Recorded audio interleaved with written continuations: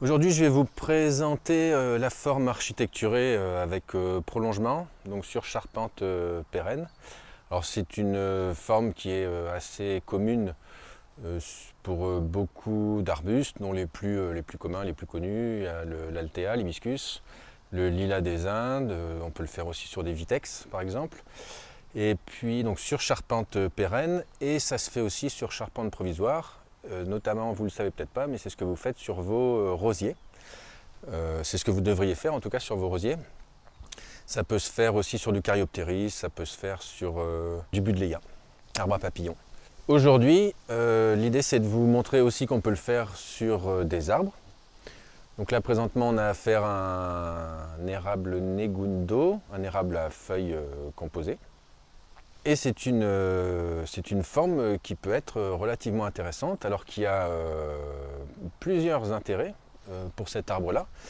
Notamment, c'est la limitation de la hauteur et de l'étalement, ce qui est malheureusement la problématique dans tellement de cas. Le principe de la taille sur prolongement, c'est qu'on coupe, on réduit très précisément au niveau du terme de technique de taille, on fait une réduction à 2, 3 yeux, 4, 5, après, bon ça c'est un petit peu, il n'y a pas tout à fait de règle.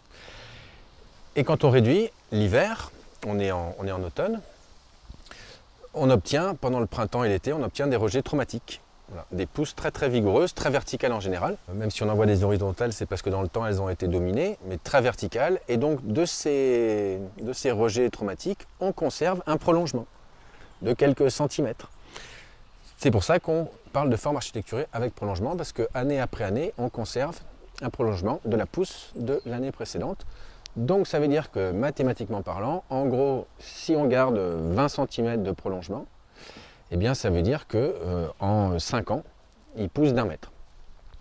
En réalité, ce n'est pas tout à fait le cas, parce qu'on peut aussi de temps en temps diminuer, c'est-à-dire enlever des structures qu'on a constituées pour redescendre un petit peu la structure, la redescendre dans ce sens-là, ou la désépaissir au niveau de l'étalement. Donc premier intérêt, enfin l'un des intérêts en tout cas, c'est cette maîtrise de la hauteur de l'étalement. Le deuxième intérêt, c'est que techniquement, c'est pas très compliqué, c'est assez accessible, c'est assez facile à faire. En termes de temps, c'est pas énorme. Ici, c'est à peu près 1h30 de taille par an. Et en termes de rémanent, c'est pareil, c'est relativement faible. Donc ce que je vais faire aujourd'hui, c'est la suppression des rejets qui sont apparus à un endroit qui ne m'intéresse pas, au niveau de l'ossature, de la structure de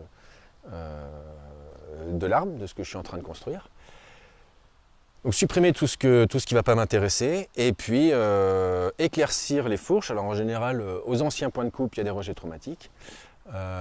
Et au niveau des fourches, moi j'aime bien éclaircir aussi. Et après, quand j'aurai sélectionné les rejets qui m'intéressent, eh bien je les réduirai à 2-3 yeux, à 10-15 cm, les fameux prolongements.